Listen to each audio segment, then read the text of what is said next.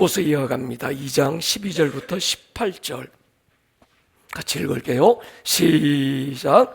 그러므로 나의 사랑하는 자들아, 너희가 나 있을 때뿐 아니라 더욱 지금 나 없을 때에도 항상 복종하여 두렵고 떨림으로 너희 구원을 이루라.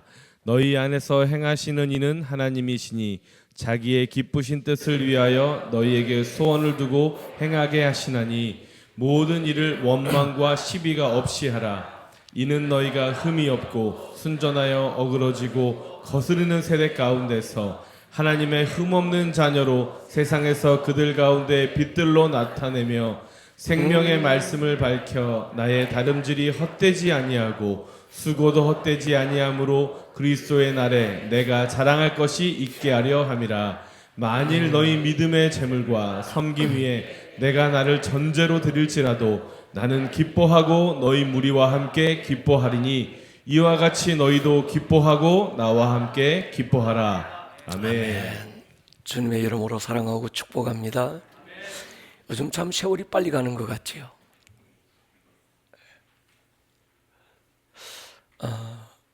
너무 빠른 것 같아요. 이렇게 훌쩍 어느 날 우리 인생의 끝에 서게 되는 날도 그렇게 인생이 많이 남지 않은 것만 같습니다. 여러분, 인생의 끝에서 살아왔던 세월을 돌아보아서 후회가 없는 사람이 있을까요? 만약에 우리가 후회하게 된다면 무엇을 후회하게 될까요?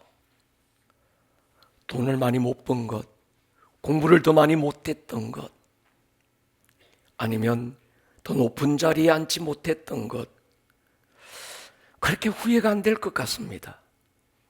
한 가지, 더 많이 사랑하지 못한 것, 더 많이 용서하지 못한 것, 그때 조금만 더 기다려줄 걸.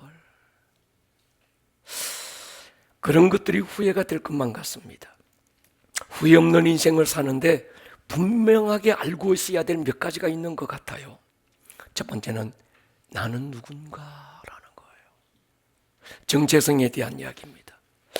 내가 누군지를 알고 살아야 합니다. 전문 용어로 우리는 선십이라 부르기로 했습니다. 여러분, 우리가 누굽니까? 하나님의 자녀입니다. 누가 뭐라고 하더라도, 어쩌다가 내가 실수하고 어쩌다가 내가 넘어지고 어쩌다가 내가 냄새나는 인생을 살고 말았을지라도 우리는 하나님의 자녀예요. 이 한 가지를 변케 만들 무엇은 아무것도 없습니다. 십자가 산고를 통해 거듭나은 경험의 관계에서 하나님은 여러분의 아빠, 아버지가 되셨고 우리는 그분의 자녀가 되었어요. 하늘로 가시기 전 주님이 이걸 확정해 주셨습니다. 나의 하나님 곧 너희의 하나님, 나의 아버지 곧 너희의 아버지다. 두 번째, 나는 무엇 때문에 사는가? 인생의 목적.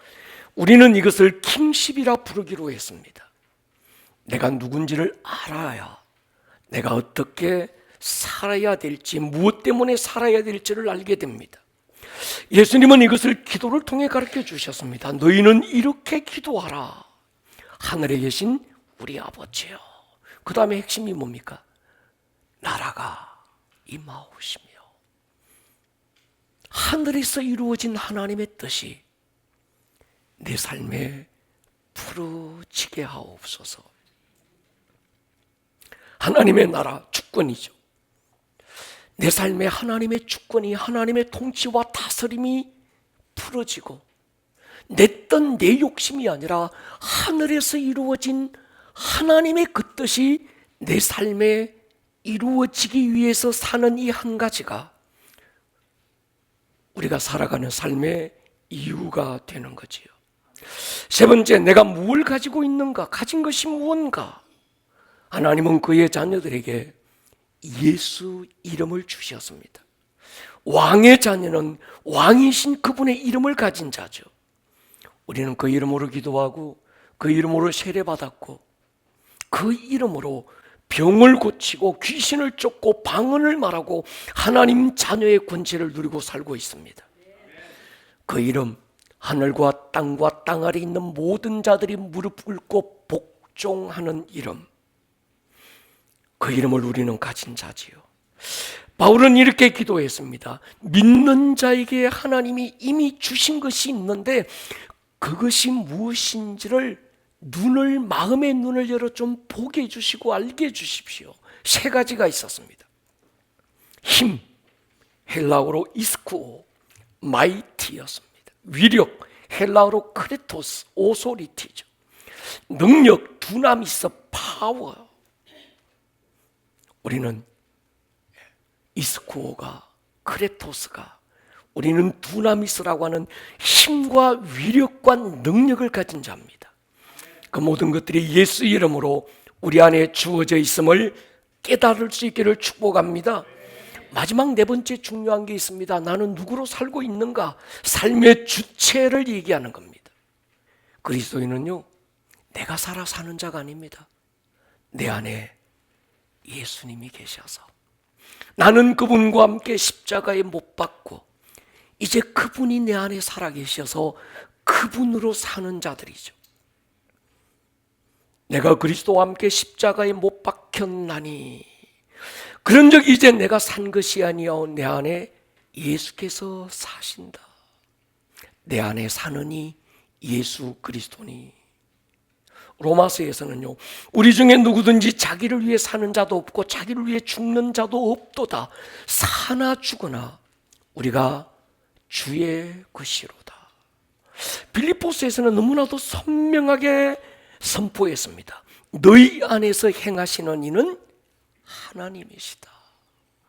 너희 안에서 착한 일을 시작하신 이가, 삶의 주체가 하나님인 거지요. 우리가 세상 살다가 절망하지 않는 이유가 여기 있습니다. 나의 끝이 그분의 시작이고 나의 불가능에서 그분의 능력이 나타난다는 걸 알고 있기 때문인 거지요. 우리는 이런 사람을 가리켜서 그리스도 예수의 사람이라고 부르는 거예요. 신앙의 출발은 여기서부터입니다. 물어볼까요? 여러분이 누굽니까? 대답을 못 하시네요. 당신이 누굽니까? 당신은 무엇을 위해 삽니까? 하나님이 당신에게 주신 게 무엇입니까? 당신은 누구로 오늘을 살고 있습니까? 여러분, 다른 건 몰라라.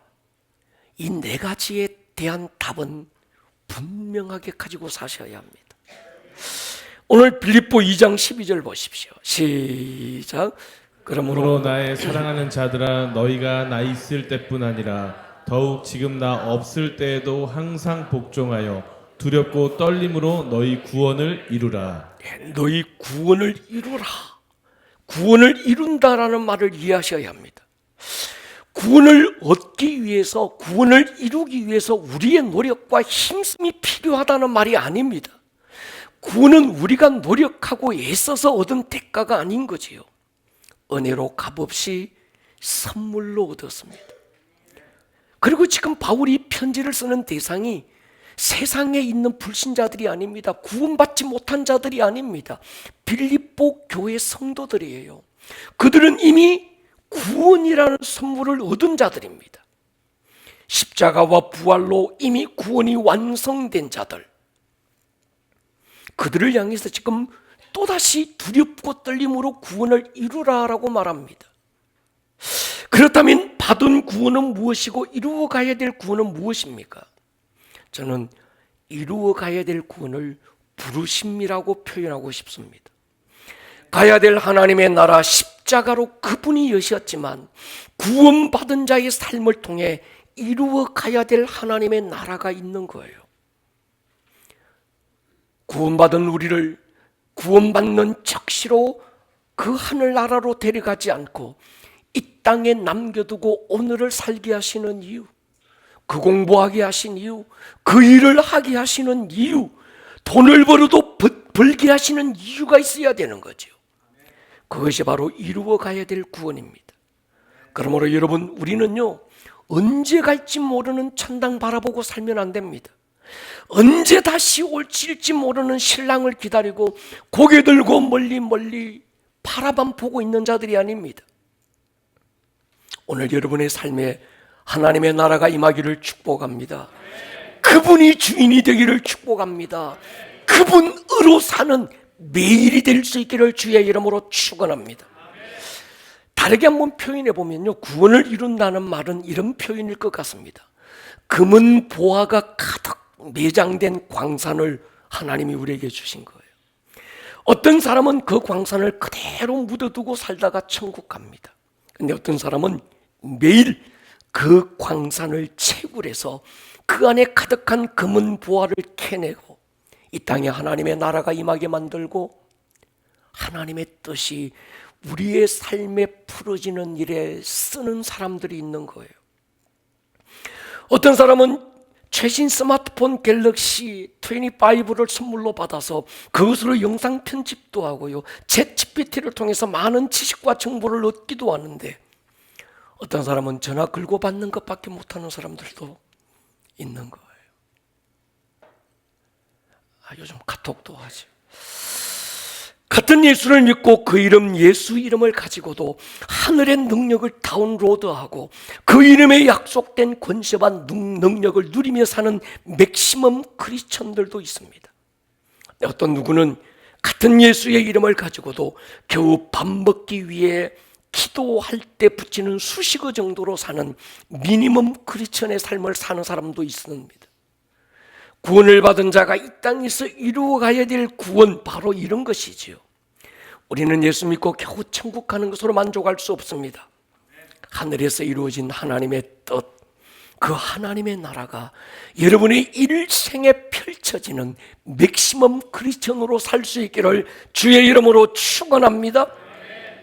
같은 크리스천이라는 이름을 가지고 살지만 맥시멈 크리스천과 미니멈 크리스천은 달라도 너무 다릅니다. 미니멈 크리스천은 자신이 하나님을 위해서 일하려고 그래요. 맥시멈 크리스천은요, 하나님으로 자기를 통해 일하게 하십니다. 미니멈 크리스천은 자신의 조막손으로 하나님을 붙들지만 맥시멈 크리스천은 강한 하나님의 손이 자신을 붙드시게 만들어요. 미니멈 크리스천은 삶의 주체가 나 자신이지만 맥시멈 크리스천은 자신은 예수와 함께 십자가에 못 박고 자기를 부인하고 내 겁니다 권리 포기하고 하나님의 절대 주권을 인정하며 그분이 나를 통해 사시게 하는 거예요. 미니멈 크리스천은 내 한계에 머물고 포기하는데 맥시멈 크리스천은 하나님의 한계에 자기를 세울 줄 압니다. 미니멈 크리스천은 말씀에 대한 자신의 생각과 느낌을 말하지만 맥시멈 크리스천은 말씀을 그대로 말하고 선포합니다. 내 감각은 여전히 통증이 있고 의학적으로 중병이라 선고됐지만 기록된 말씀이 내가 채찍에 맞음으로 너희는 나음을 입었다고 하셨으니 나는 나음을 입었다고 선포하는 거예요. 미니멈 크리스천에게 하나님의 말씀은 지식과 정보고 종교적인 교리가 되지만 맥시멈 크리스천에게 하나님의 말씀은 영이요 생명이고 인격이고 존재가 됩니다. 천국 광산을 채굴한다는 게 이런 말인 거죠. 받은 구원을 두렵고 떨림으로 이루어간다는 말이 이 말입니다. 그러므로 여러분, 시간 날 때마다 원띵하우스 어머니 기도에 앉으셔서 천국 광산을 캐내고 보화를 캐낼 수 있기를 주님의 이름으로 축원합니다. 제가 사도행전을 읽다가 도전받은 게 있습니다. 베드로를 통해서 성전 미문에 안전뱅이가 일어났다. 걷고 뛰면서 하나님을 찬양했다. 베드로의 한 번의 설교로 3,000명, 5,000명이 회개하고 형제여 우리가 어찌할꼬 가슴치고 돌아왔다. 별로 놀라지 않았습니다. 베드로는 예수님으로부터 직접 부름받은 제자 중에 제자였어요. 그에게 약속된 말씀이 있었습니다. 천국 열쇠를 네게 주겠다. 내가 네 위에 내 교회를 세우겠다. 주님의 직접적인 약속을 받았습니다. 그는 3년 6개월 예수님을 통해서 직접 직강 제자 훈련도 받았습니다. 내가 했던 일보다 너는 더 큰 일을 할 거야 약속도 받았습니다. 그런 베드로니까 그런 역사가 일어나야 되는 건 마땅한 거지요. 제가 도전을 받은 건 베드로가 아니라 스데반이었고 빌립이었고 사도행전에 기록된 수많은 평신도들이었습니다. 그들은 예수님으로부터 직접 제자훈련 수강을 한 것도 아니었습니다. 특별한 약속을 받은 것도 아니었고 그들은 예수님의 얼굴을 직접 만나서 본 적도 얘기를 들은 적도 없던 사람들입니다.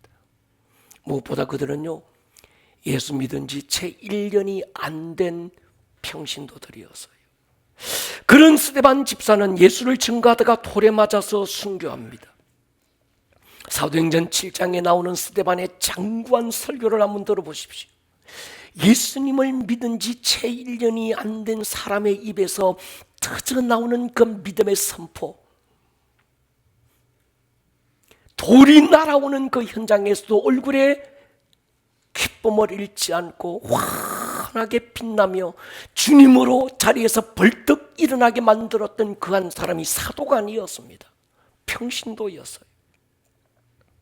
사도행전 8장에 나오는 빌립 집사 보십시오. 그도 역시 예수 믿은 지 채 1년이 안 된 평신도였습니다. 예수님의 얼굴을 본 적이 없어요. 만난 적도 없습니다. 직접 주님의 어떤 약속이나 축복기도 안수기도를 받아본 적도 없습니다. 그 한 사람이 사마리아라고 하는 한 도시의 영적 기류를 바꾸어요. 사도행전 8장 보십시오. 같이 읽겠습니다. 시작. 빌립이 사마리아 성에 내려가 그리스도를 백성에게 전파하니 무리가 빌립의 말도 듣고 행하는 표적도 보고 한 마음으로 그가 하는 말을 따르더라. 많은 사람에게 붙었던 더러운 귀신들이 크게 소리를 지르며 나가고 또 많은 중풍병자와 못 걷는 사람이 나으니 그 성에 큰 기쁨이 있더라. 한 도시에 하늘의 기쁨을 막 흘렸던 사람, 평신도였습니다. 스데반이나 빌립 집사가 붙들었던 예수님과 오늘 내가 붙든 예수가 다른가? 그들과 함께 했던 성령님과 오늘 나와 함께 계시는 성령님은 무엇이 다른가? 그들이 받았던 복음과 오늘 내가 받은 복음은 무엇이 다를까? 다르지 않다면, 그들이 했다면 여러분 나도 할 수 있지 않을까요? 아멘입니까? 내 안에 사는 이 같은 예수라면 우리도 얼마든지 가능하지 않을까요? 사탄의 전략은 처음에는 받은 구원을 방해합니다. 온갖 수단을 동원해서 구원받지 못하게 만들어요. 사람을 통해 역사하고 환경을 통해서 할 수만 있으면 예수를 못 믿게 만듭니다. 그런데 일단 구원을 받고 나면 받은 구원을 어떻게 할 수는 없으니까 할 수만 있으면 구원의 기쁨과 감격을 누리지 못하게 만들고 맥시멈 크리스천이 아니라 철저하게 고립시켜서 미니멈 크리스천으로 살게 만드는 거예요. 여러분, 우리가 받은 구원이 있다면 이제 이루어가야 될 구원도 맥시멈으로 이루어갈 수 있기를 축복합니다.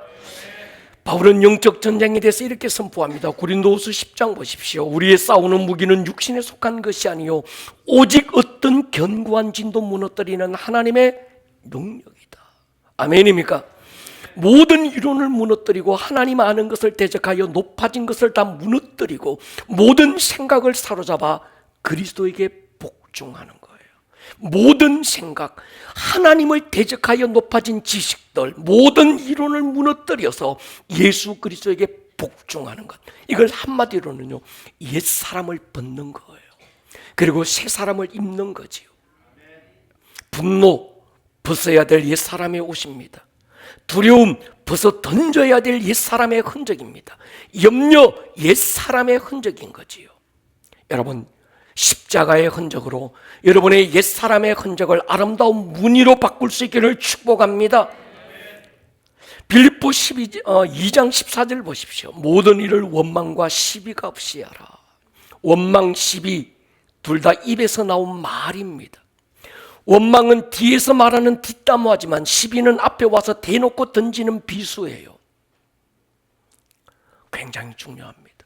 요즘 우리 교회 금요 철야 때 하나님은 끊임없이 우리 입에 말에 주목하게 하세요. 어떤 시즌에 하나님께서 반복적으로 강조하는 어떤 주제는 그 시즌을 살고 있는 우리에게 굉장히 중요하기 때문입니다. 여러분의 입을 지킬 수 있기를 축복합니다. 베드로전서 3장 보십시오. 시작. 그러므로 생명을 사랑하고 좋은 날 보기를 원하는 자는 혀를 금하여 악한 말을 그치며 그 입술로 거짓을 말하지 말고. 생명을 사랑하고 좋은 날 보기를 원하면 한 가지입니다. 우리의 말이에요. 입을 지켜라. 어떻게 입을 지킬까? 하지 말아야 될 말을 안 해서 지켜지지 않더라고요. 해야 할 말을 하면 하지 말아야 될 말을 하지 않게 되더라고요. 잡초를 뽑으려고 하지 말고 뿌려야 될 씨를 뿌리면 되는 겁니다. 어떻게 하면 될까요? 따라합시다. 말씀대로 말하자. 따라합시다. 듣고 믿고, 믿고 말하고, 말하고 심고, 심고 거둔다. 이게 영적 법칙입니다. 오늘 예배당에 올라오실 때 계단을 그냥 성큼성큼 밟고 올라오지 마시고 거기에 붙여놓은 글들 한 번씩 소리내서 읽어보고 믿음의 선포가 되어 살아갈 수 있기를 축복합니다. 마태복음 13장에서 주님은 천국에 숨겨진 비밀을 알려주셨습니다. 4가지 밭, 길가밭, 돌짝밭, 가시밭, 옥토. 밭은 사람의 마음이고 씨는 하나님의 말씀이라고 얘기하셨습니다.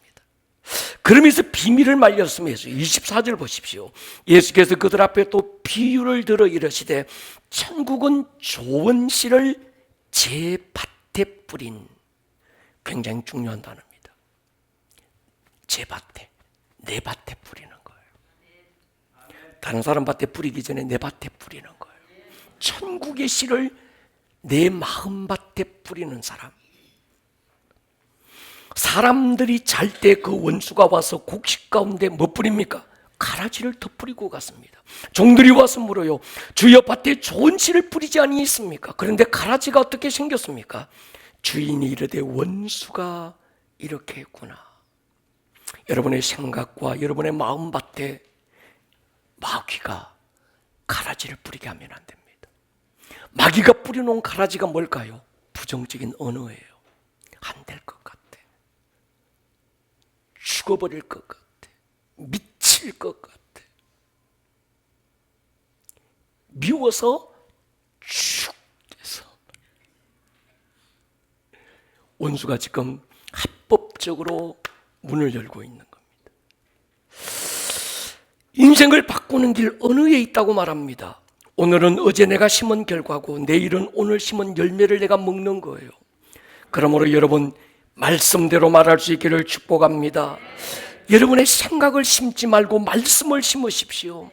감각으로 느껴져 오는 통증을 심지 말고 말씀을 심으십시오. 돌아가는 상황을 심지 말고 말씀을 심을 수 있기를 축복합니다. 하나님의 말씀은 영이고 생명이고 존재고 인격이고 능력이라고 그랬습니다. 빌립보 2장 15절 보십시오. 이는 너희가 흠이 없고 순전하여 어그러지고 거스리는 세대 가운데서 하나님의 흠없는 잔으로 세상에서 그들 가운데 빛들로 나타내며 흠없고 순전하다. 세상의 가치와 이론과 사상에 물들지 않은 사람. 어떻게 가능합니까? 말씀대로 말하면 됩니다. 여러분 유튜브를 통해서 설교 얼마나 많이 들어요. 내가 듣고 싶은 주제의 설교, 듣고 싶은 목사님, 많은 설교를 우리가 듣지만 그게 나쁜 거 아닙니다. 중요합니다. 근데 더 중요한 게 있어요. 말씀대로 말하는 거예요. 우리가 들은 것은 믿음이 되지만 그래서 뭘 듣느냐는 굉장히 중요합니다.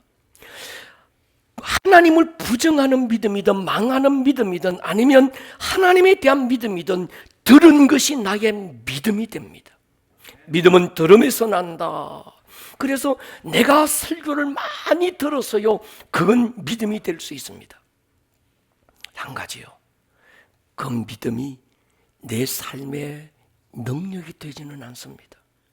설교를 듣는 것과 들은 말씀의 능력을 경험하는 건 다른 이야기입니다. 듣고 믿음이 됐지만 그냥 믿음으로 남아 사는 사람들이 얼마나 많습니까?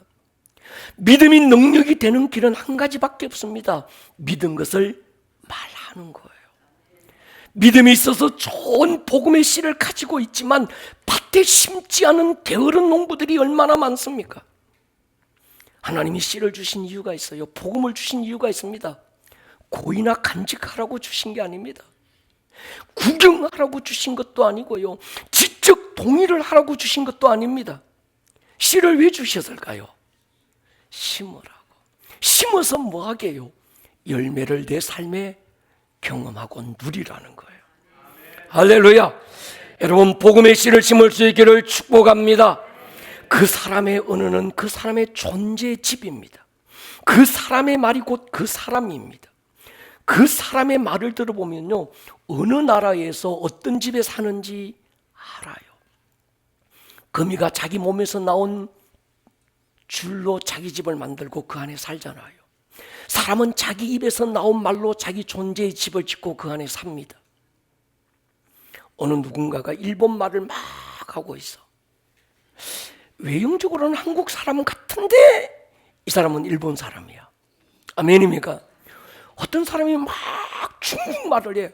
생긴 건 한국 사람 같은데 중국말 하는 거 들어보면 어디 사람일까요? 아, 중국에 사는구나.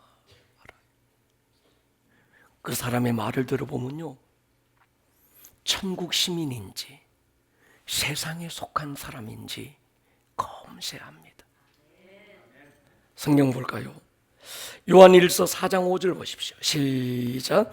그들은 세상에 속한 고로 세상에 속한 말을 하며 세상이 그들의 말을 듣느니라. 세상에 속한 사람은 세상에 속한 말을 하고 세상이 그들의 말을 듣는다는 거예요. 예수님 우리에게 말씀했어요.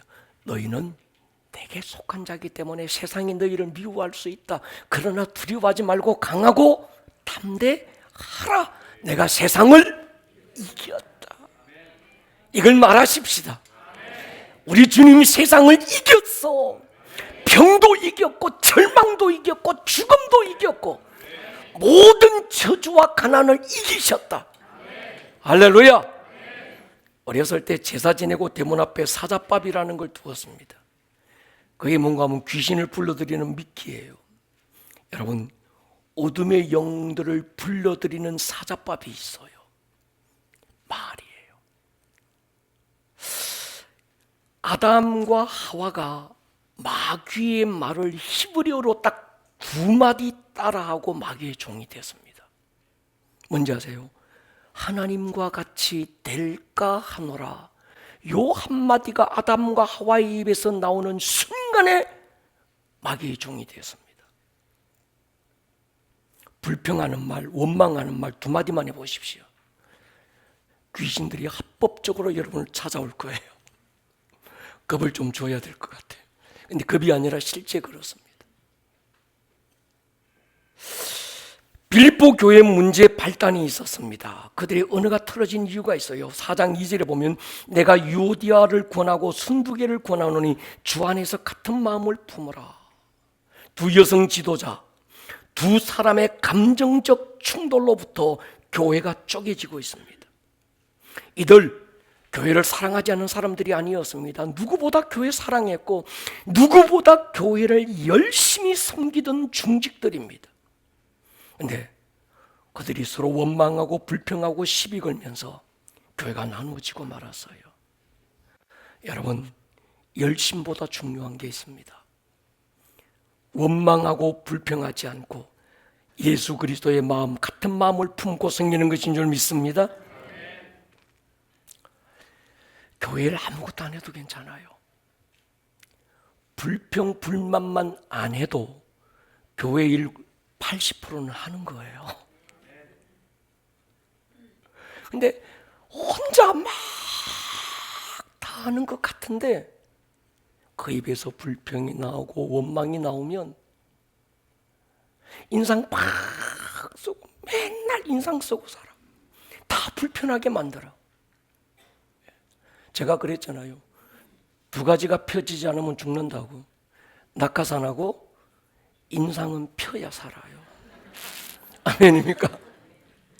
교회 와서 인상 쓰지 마세요. 무서워요. 오늘 중요한 핵심 구절이 있습니다. 빌립보 2장 13절 보십시오. 너희 안에서 행하시는 이는 하나님이다. 자기의 기쁘신 뜻, 나의 기쁘신 뜻이 아닙니다. 하나님의 기쁘신 뜻을 이루기 위해서 내 안에 먼저 소원을 두신다는 거예요. 여러분, 하나님이 부어주시는 마음의 소원을 우리는 꿈 또는 비전, 정확하게는 부르심이라고 말합니다. 여러분 안에 기도할 때 일어나는 어떤 마음의 소원들이 있습니다. 기도하다 보면 전혀 생각지 않았던 기도가 나올 때가 있습니다. 하나님은요, 하나님의 뜻을 이루기 위해서 먼저 우리 안에 소원을 주시는데 그것이 내 기도를 통해서 공개될 때가 있습니다. 그러니까 한 번 생각지도 않았는데 하나님 성가대하게 해주십시오. 그러면 성가대해야 돼요. 오늘 3명이 딱 더 있으면 성가대가 30명 완전체가 될 것 같아요. 그죠? 여러분, 하나님께서 내 안에 하나님의 뜻을 이루기 위해서 하나님의 소원을 주시는데 그게 기도로 나오는 거예요. 목사님, 나 한 번도 생각해 본 적도 없는데 기도만 하면 이 말이 나와요. 그게 하나님이 주시는 부르심입니다. 생각지도 않았는데 마음의 부담이 된다면, 마음의 아픔이 된다면 그것이 하나님이 주시는 마음의 소원입니다. 내 돈 벌고 잘 먹고 잘 살겠다는 생각은 하나님의 꿈이 아니고 내 욕심입니다. 내 욕심으로 가득 찼던 그 사람이 성령 받고 영에 속한 사람이 되면 돈을 벌어도 벌어야 되는 방향이 달라지는 거예요. 나만 못한 이웃을 생각하게 되고 복음의 불모지에 구령할 영혼을 생각하게 되는 겁니다. 내 인간적인 욕심 내려놓게 되고 하나님의 기쁘신 뜻을 성공시키고 싶은 열망이 일어나는 거예요. 때로는 그 소원이 너무 커서 말도 안 되는 소원이 막 내 마음에 일어나고 이건 말도 안 되는 기도가 내게서 막 터져나와. 여러분, 걱정하지 마십시오. 여러분이 보기에는 말도 안 되는데 하나님이 볼 때는 말이 돼. 아멘입니까? 여러분 보고 이루라는 게 아닙니다. 너희 안에서 착한 일을 시작하신 이가 너희 안에서 행하시는 이는 그리스도라는 거예요. 그분이 하실 거라는 거예요. 할렐루야.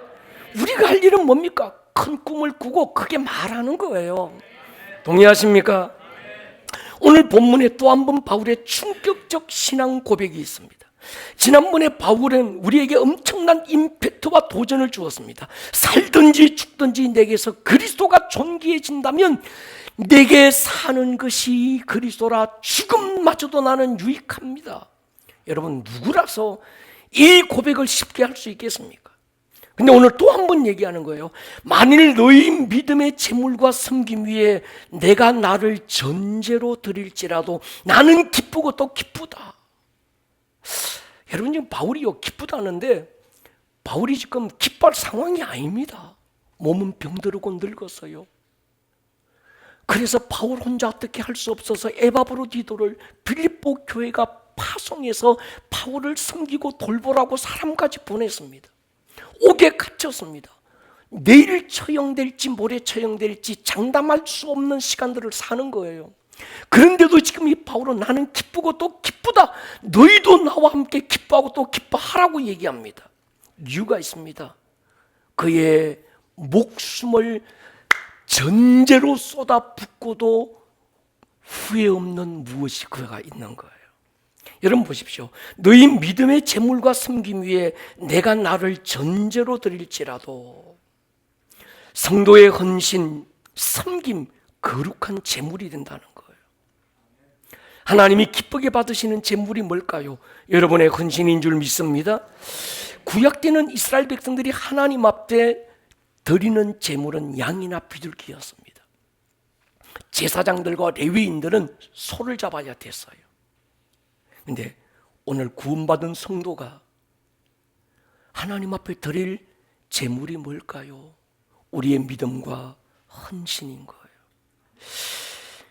소와 양을 잡아놓고 그걸 불로 태워놓고 마지막에 하나님 앞에 들고 가기 전에 대제사장이 포도주를 그 재물에 부어요. 향기로운 재물이 되라고. 그러면 그 재물에 포도주 향이, 달콤한 향이 확 일어나는 거예요. 그 포도주를 붓는 의식을 전제라고 말하는 겁니다. 오늘 바울이 이렇게 말해요. 빌립보 교회의 성도들의 헌신과 섬김이 하나님이 기쁘게 받으시는 제물이 됐는데, 그 제물 위에 자신을 포도주 틀에 넣어서 쥐어짜서 흐르는 포도주처럼 뿌릴지라도 나는 기쁘고 기쁘다는 거예요. 여러분, 이런 생각해 봤습니다. 어차피 한 번 살고 한 번 죽는 인생입니다. 어떻게 살아야 바울처럼 죽음마저도 유익이 된다고 말하고, 죽음마저도 기쁘고 기쁘다, 나의 죽음의 그 순간에 나는 조금도 후회하지 않는다, 이런 인생을 살 수 있을까? 그리스도 예수의 날에 살아가는 오늘이 자랑이 될 수 있을까?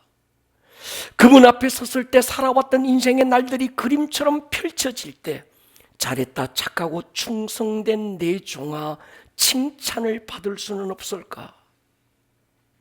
바울은 너무 당당해요. 어떻게 우리도 이렇게 살 수 있을까? 여러분, 인생이 그렇게 길게 남아있지 않는 것 같습니다. 얼마나 빠르게 흐르는지 말이죠.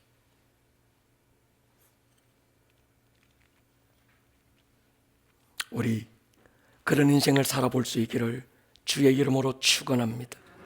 내 욕심을 이루기 위해서 아둥바둥하지 말고 하나님 그분의 기쁘신 뜻을 이루는 일에 나를 전제로 드릴지라도 기뻐하고 또 기뻐할 수 있는 인생을 살아보는 거예요. 그 일이 뭐 대단한 일이 아닐 수도 있습니다. 지극히 작은 소자 하나에게 냉수 한 그릇이라도 대접하면 하나님이 그 사람이 살았던 흔적을 기억하겠다는 거예요. 어제 저녁 늦은 시간 목양실에 앉아 있는데, 우리가 6년 전 파송 개척했던 동탄 리빙처치 서정현 목사님이 전화가 왔어요. 목사님, 내일이 우리 교회 리빙처치 창립 6주년인데 목사님과 교회가 너무 생각나서 감사하고 고마워서 전화를 했다는 거예요. 그러면서 아름다운 꿈의 교회 성도들에게 고마움의 인사를 전해달라고 전화가 왔습니다. 그러면서 그가 또 붙인 말이 있어요. 목사님은 그 긴 시간을 어떻게 쉬지도 않고 달려오셨습니까? 이미 목소리가 뭔가 지친 기색이 역력했어요. 블랙아웃이 왔다고 그러더라고요. 제가 그분께 그런 말씀을 드렸습니다. 목사님, 6년 잘 달려와 주어서 고맙습니다. 때로는 힘에 벅찰 때도 있었고 안개 속을 걷는 것처럼 앞이 전혀 보이지 않을 때도 있더라고요. 근데 중요한 게 있어요. 그때도 한 걸음만 더 걷는 거예요. 멀리 안 보여서 멀리 욕심내지 않고 그냥 발밑에 보이는 그 한 걸음을 더 걷는 게 중요합니다. 포기하지 않는 게 중요합니다. 지금까지 그랬던 것처럼 우리 한 걸음 한 걸음, 그리고 목사님 5분만 더 참는 게 중요합니다. 선배 목사로서, 영적 예비로서 그런 권면을 드렸습니다. 이달 말 송도 헤이븐 처치가 1주년이 됩니다. 글로벌 캠퍼스에서 100여 명의 아이들이 수요일마다 전 세계에 모여든 이 아이들이 얼마나 뜨겁게 예배하는지 모릅니다. 이 아이들이 벌써 미국으로 어디로 파송되고 있습니다. 헤이븐 처치에서 영어 예배가, 한국어 예배가 스쿨로 건강하게 세워지고 있습니다. 코로나 시절 많은 세워진 교회들이 무너지고요, 한국의 1만 개 교회가 문을 닫았습니다. 그럴 때 우리는 동탄의 송도에 교회가 세워졌고, 또 그 교회들이 여러분 어마어마한 저력으로 지금 일어나고 있습니다. 아멘입니까? 아무나 할 수 있는 일 아닙니다. 아마 한국교회 10년 후, 앞으로 10년 후만 돼 보십시오. 헤이븐에서 파송됐던 수많은 사람들이 전 세계로 네트워크가 돼서 이젠 모으는 목회가 아니라 보내는 목회로서 하나님의 일들이 세계가 무대가 돼서 막 움직여질 거예요. 여러분의 자녀들이 그 네트워크 안에서 함께 부흥의 불씨로 일어나서 하나님의 선두주자로 일어나게 될 것을 저는 믿습니다. 우리가 대단한 일을 하신 거예요. 아멘입니까? 여러분, 그냥 아름다운 꿈의 교회 함께 했다는 것, 이 하나만으로도, 어떤 이는 밖에서 주차 봉 들고 열심히, 우리 남자 집사님들 멋있잖아요. 막 어떤 사람은 부엌에서 저거 뭐 설거지 하시고, 어떤 사람은 여기저기서 막, 근데 그것이 모여서 아름다운 꿈의 교회가 되고, 아름다운 꿈의 교회가 함께 이루어가는 이 하나님의 역사의 창조의 대열에 저와 여러분들이 지금 함께하고 있는 겁니다. 그러니까 어디 가셔서 나 아름다운 꿈의 교회 성도예요, 자부심을 가져도 충분합니다. 아멘입니까? 축하합니다. 여러분에게 격려를 드리고 싶습니다. 머리를 숙여 보십시다. 사랑하는 여러분, 살아온 세월이 후회가 없는 그 어떤 무엇에 오늘 나를 전제로 부을 수 있는 사람, 먹어도 나는 이것 때문에 먹고, 마셔도 나는 이것 때문에 마시고, 울어도 웃어도 나는 이것 때문에 울고 웃는다고 하는 그 한 가지 부르심이 있다면 우리는 후회 없는 인생을 살고 있는 것입니다. 내가 누굽니까? 당신은 무엇을 위해서 살고 있습니까? 당신이 가진 게 무엇입니까? 당신의 인생의 주체가 도대체 누굽니까? 선명한 답을 가지고 살아가는 매일이 주님의 은혜가 되기를 축복합니다.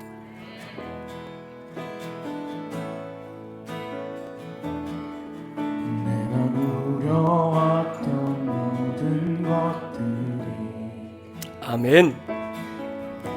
내가 지나왔던 모든 시간이, 내가 걸어왔던 모든 순간이, 아멘. 당연한 것 아니라 은혜였어. 아침 해가 뜨고, 아침 해가 뜨고 저녁에 봄의 꽃향기와 가을의 향기, 변하는 계절의 모든 순간이 변하는 계절의 하나님의 은혜였습니다. 당연한 것 아니라 은혜였어. 모든 것이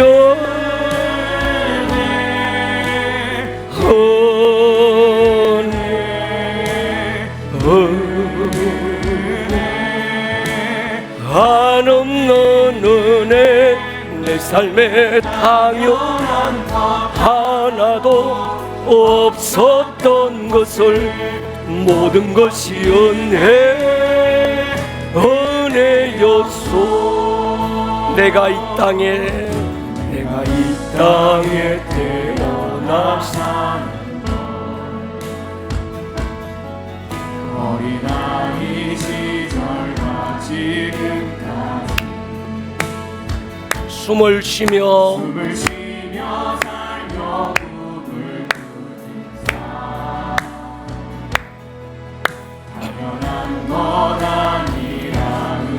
내가 하나님의 자녀로 살며 내가 하나님의 자녀로 살며 오늘 찬양하고 예배하는 복음을 전할 수 있는 축복이 전할 수 있는 자리에서 우리 한번 일어설까요? 당연한 건 하나도 없었습니다. 모든 것이 하나님의 은혜였습니다. 모든 것이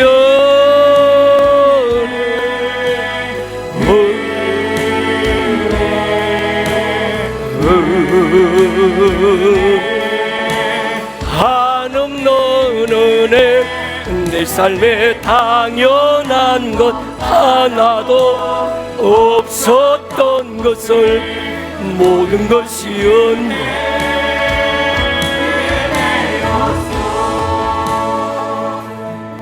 가슴에 손을 한번 얹겠습니다.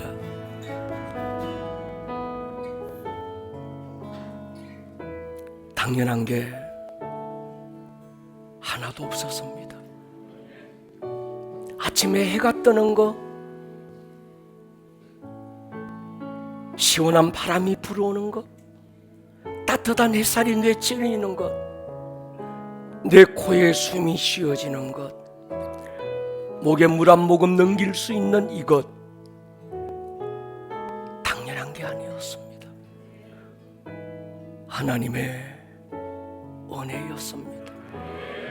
은혜 받은 자, 오늘을 살아가는 이유가 명백하게 하여 주셔서 낭비됨이 없는 밀도 있는 인생을 살아갈 수 있도록 축복하여 주십시오.